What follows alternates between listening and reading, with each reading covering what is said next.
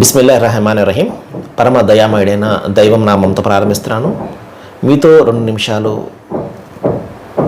దైవ సందేశము, ఖురాన్ సందేశం కార్యక్రమానికి అందరికీ కూడా స్వాగతము. మహాశిలారా, ఈరోజు అతి ముఖ్యమైనటువంటి ఒక విషయాన్ని, ఒక వాక్యాన్ని చెప్తాను. 98వ అధ్యాయం 5వ వాక్యం. అసలు ధర్మం అంటే ఏమిటి అని చెప్పేసి దైవం తెలియజేస్తున్నాడు. ధర్మం అంటే ఏమిటి? సనాతన ధర్మం అంటాము, లేకపోతే ధర్మో రక్షతి రక్షిత అని చెప్పేసి చెప్తాము. అంటే ధర్మాన్ని రక్షించినది మిమ్మల్ని రక్షిస్తుంది. ఇంతే వాస్తవం. ధర్మం అంటే ఏమిటి? మనం ఏదో కొన్ని పద్ధతులు కల్పించుకొని, మనం ఏదో ఆలోచన చేసుకుని, కొంతమంది ఏదో కొన్ని భాష్యాలు చెప్తే ఇదే ధర్మం అని అనుకోవడం కాదు. వాస్తవ ధర్మం ఏమిటి? దైవ గ్రంథాలు ఏం చెప్తున్నాయి? ప్రారంభం నుండి ఉన్నటువంటి గ్రంథాలు ఏం చెప్తున్నాయి? వేదోపనిషత్తులు ఏం చెప్తున్నాయి? కాబట్టి అవి ఏం చెప్తున్నాయో మనం ఆలోచన చేయాలి, కానీ పలానావారు ఏం చెప్తున్నారు అనేది కాదు. కాబట్టి ఆది నుండి దైవం బోధించినటువంటి ధర్మం ఒక్కటే, ఇదే ధర్మం. అదేమిటి?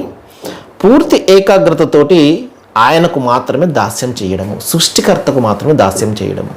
పూర్తి ఏకాగ్రతతోటి మరొకరికి ఆ అవకాశం లేకుండా, మరొక దానికి అందులో చోటు లేకుండా పూర్తి ఏకాగ్రతతోటి ఆ సృష్టికర్త, సృష్టి ప్రభువును మాత్రమే ఆరాధించడము, ధర్మాన్ని ఆయనకు మాత్రమే ప్రత్యేకం చేసుకోవడము.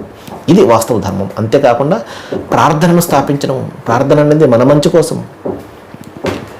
ప్రతి కాలంలో కూడా రకరకాలైన పద్ధతులు ఉన్నాయి. ఈ కాలంలో ప్రవక్త ముహమ్మద్ సల్లల్లాహు అలైహి వసల్లం వారు తర్వాత పుట్టినటువంటి మనం అందరం కూడా మనం ఆయన కాలానికి సంబంధించిన వాళ్ళం కాబట్టి, ఈ కాలానికి ఆయన ఒక 24 గంటల్లో 5 పూటల్లో కూడా మీరు ప్రార్థన చేయండి అని చెప్పేసి ఆయన కొన్ని సమయాలను నిర్దేశించడం జరిగింది.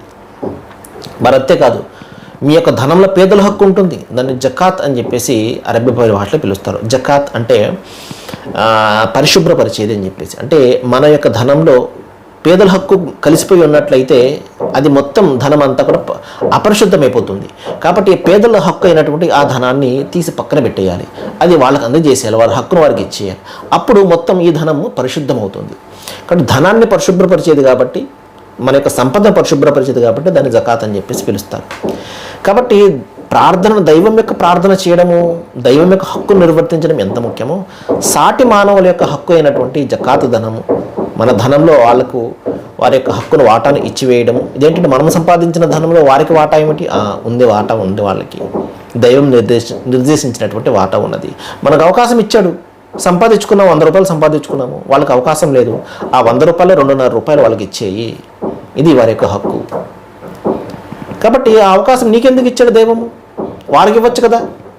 నీకు ఇచ్చాడు కాబట్టి నీ బాధ్యతగా వారి యొక్క హక్కు నువ్వు చెల్లించివేయి. అప్పుడు 97.5 రూపాయల యొక్క హక్కుదారు నువ్వు అవుతావు. సర్వేజన సుఖినో భవంతు.